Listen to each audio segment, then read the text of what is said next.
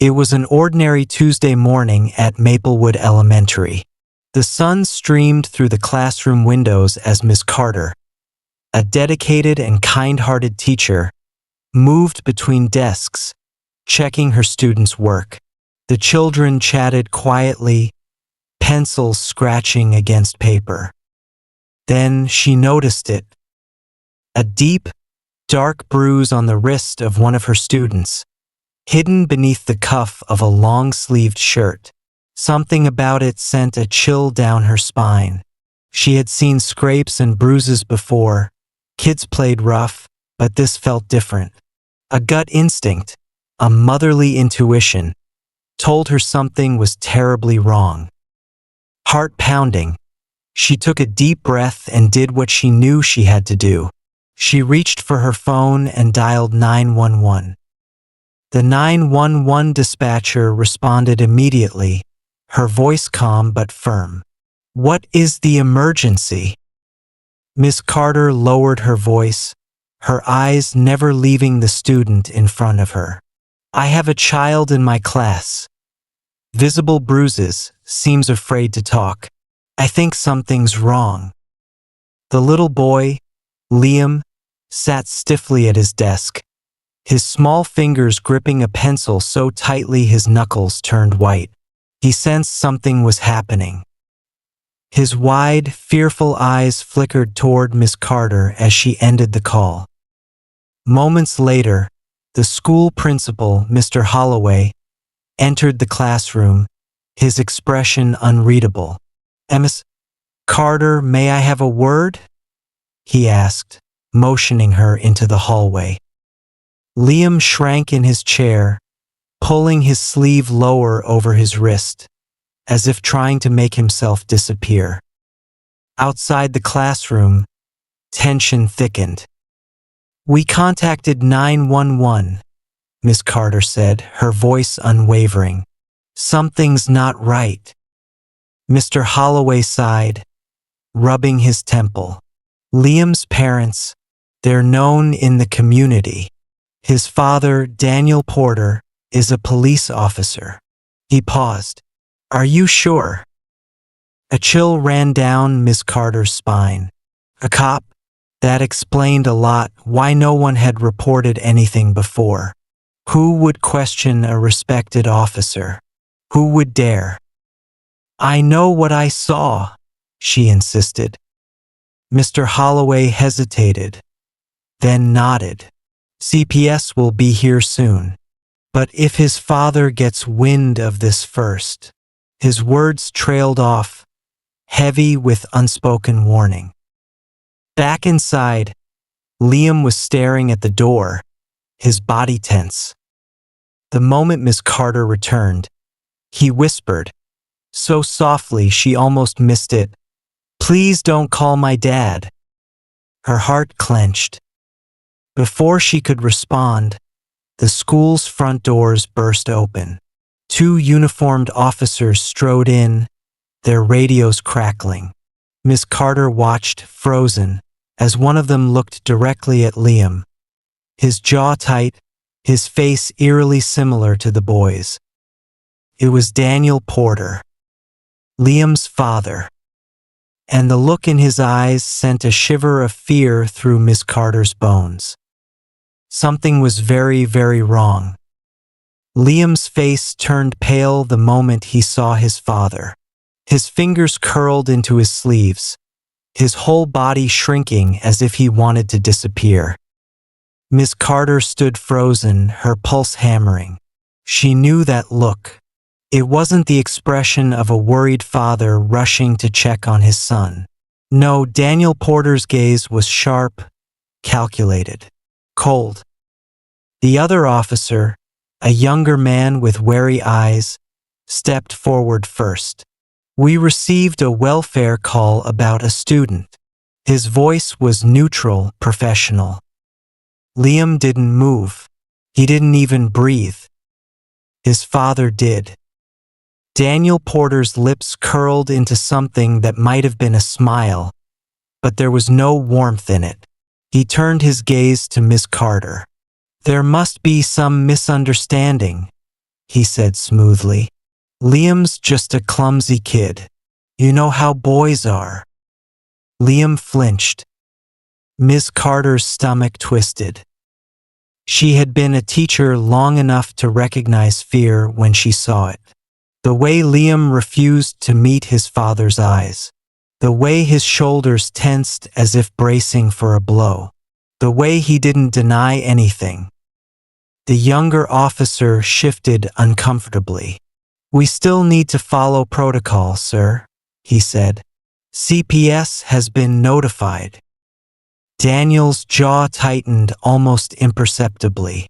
That won't be necessary, he said, his voice like steel wrapped in silk. I'll take my son home now. Liam's breath hitched.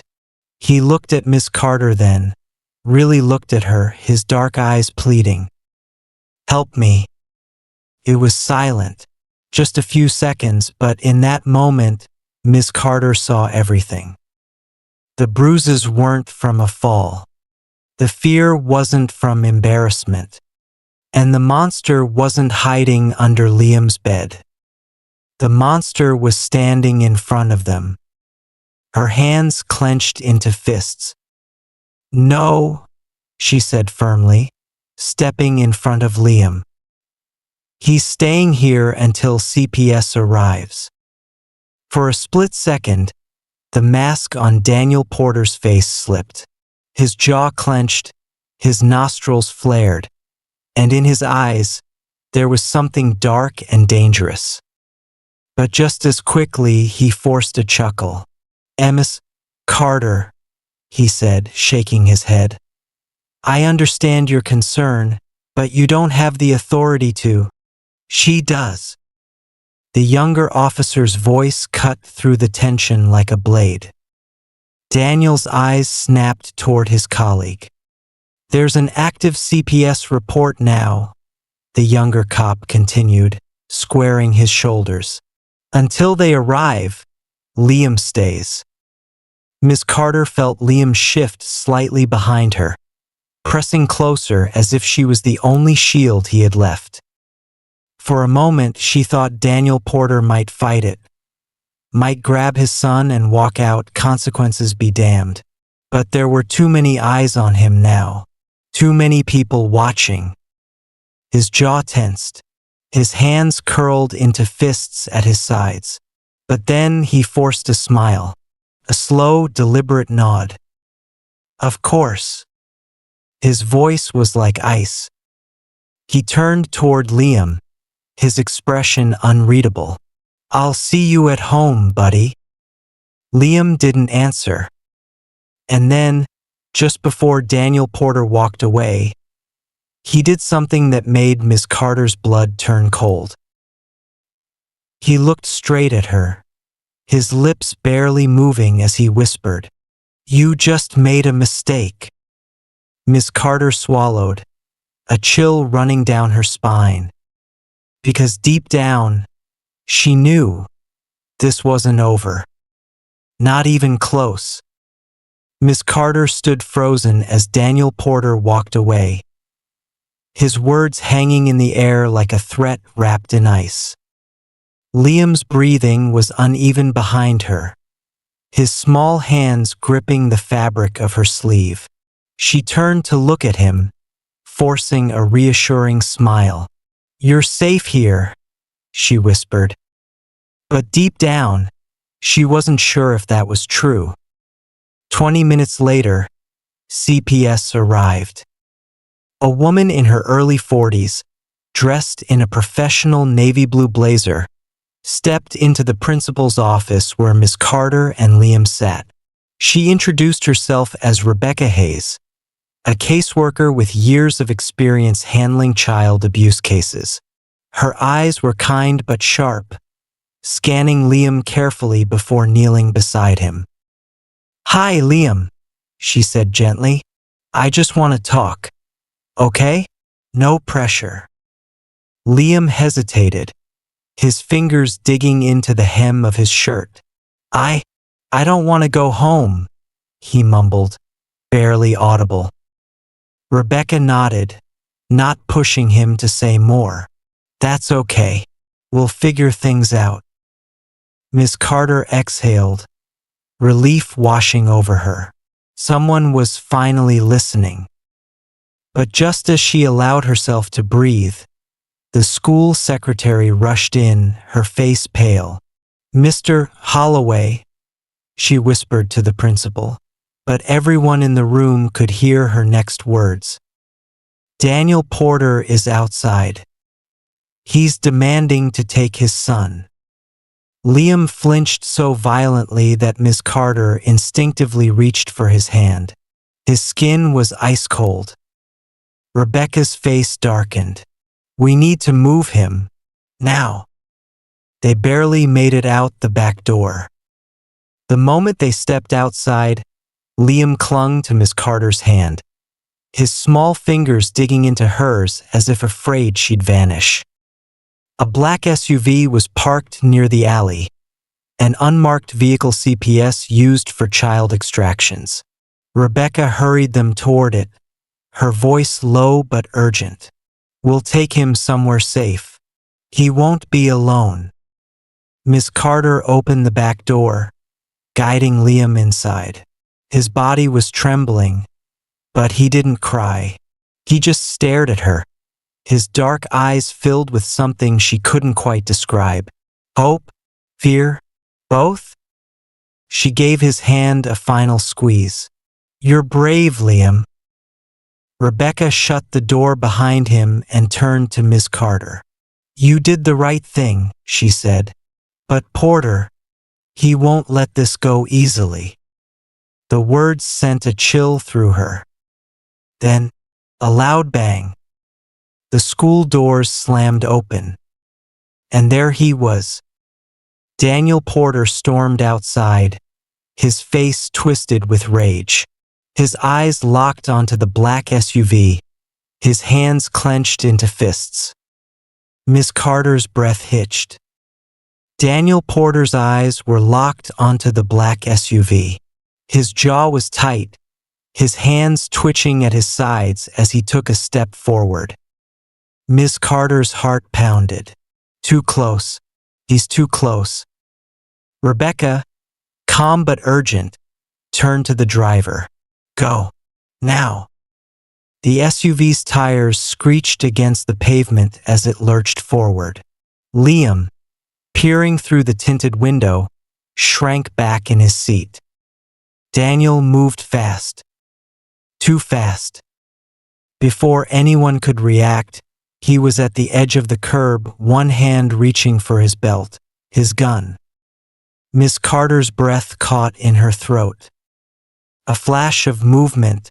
Daniel, the younger officer from earlier, the one who had sided with her, slammed into him from behind, grabbing his arm before he could draw his weapon. "Get off me," Daniel roared, thrashing violently. Rebecca grabbed Miss Carter's arm. "Inside. Now." But Miss Carter was frozen, watching as the younger officer struggled to hold Daniel back. "You're making a mistake, Wilson," Daniel snarled. "You think you know what's going on? You don't. That's my son." His voice was venomous, low and sharp like a blade against stone. Officer Wilson didn't budge. "Liam is under CPS protection now. Stand down." For a long second, Daniel didn't move. Then, slowly, he released the tension in his shoulders. A smile, that eerie practice smile, spread across his face. "Of course," he said smoothly, lifting his hands in mock surrender. "Just a misunderstanding."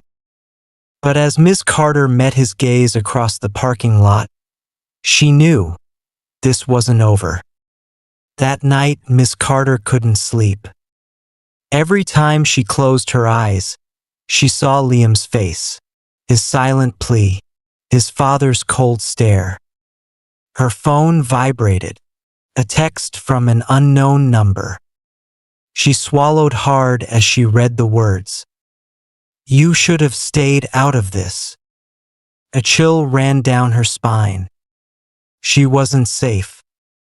Miss Carter's fingers trembled as she stared at the message. You should have stayed out of this. Her breathing quickened. She glanced around her dimly lit apartment. The doors were locked, the curtains drawn. But was she truly safe? She thought about calling the police, but Daniel Porter was the police. Instead, she called Rebecca. The CPS worker picked up on the first ring. Ms. Carter? Her voice was hushed. He knows, Miss Carter whispered. He texted me. A pause. Then Rebecca said, You're not alone.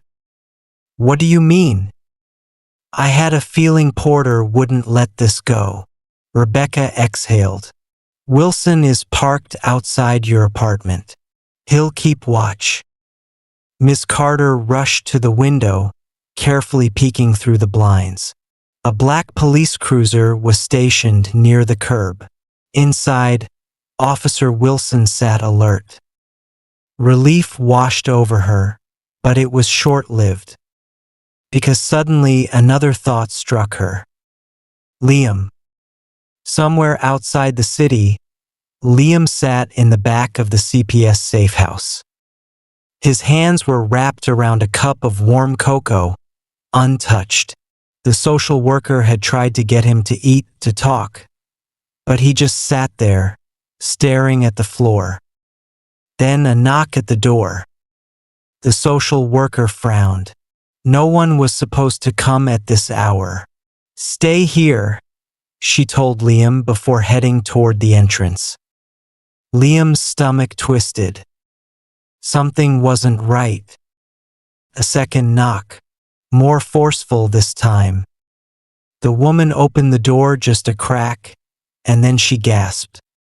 Liam's heart stopped. Because over her shoulder he saw him.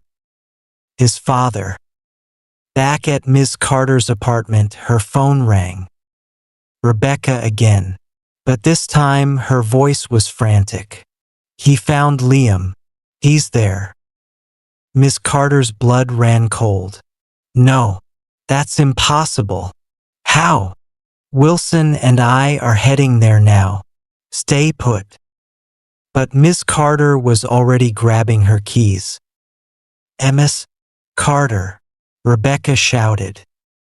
I have to go.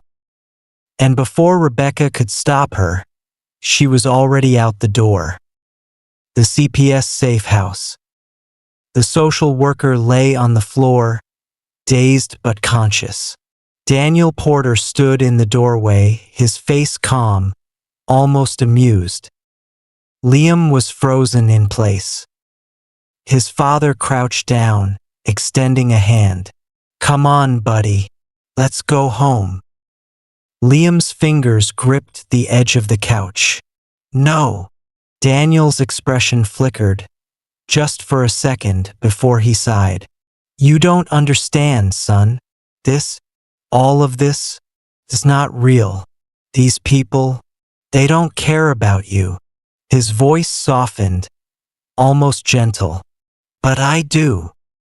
Liam squeezed his eyes shut. Don't listen. Don't listen. The sound of tires screeching outside made both of them turn. Miss Carter. She stormed through the door, her chest heaving. Daniel straightened, smirking. Well, the hero arrives. Miss Carter didn't flinch. Step away from him. Daniel laughed. Or what? You'll call the cops? I am the cops. Liam stared at Miss Carter. She wasn't afraid.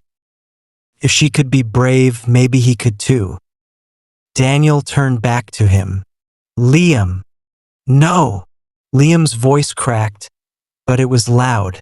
So loud. You don't get to hurt me anymore. Daniel's face darkened. His jaw clenched. He took a step toward Liam. Bang! A single gunshot. Daniel staggered, his breath hitching. Liam's eyes widened as Officer Wilson rushed in, his gun still raised. Daniel fell to his knees. His lips parted, but no words came out. His body slumped forward. Miss Carter immediately pulled Liam into her arms, shielding him. It was over. 1 week later, the town was quiet. Whispers of Daniel Porter's corruption spread, more victims coming forward. He had fooled everyone. Until now. Liam was placed with a foster family far from the city, a family that would protect him. On his last day at the safe house, he turned to Miss Carter. "Will I ever see you again?" She smiled, brushing his hair back. "Of course." Liam hesitated, then hugged her tightly. "Thank you," he whispered. She held him close, blinking back tears. "You're safe now." And for the first time in his life, he believed it.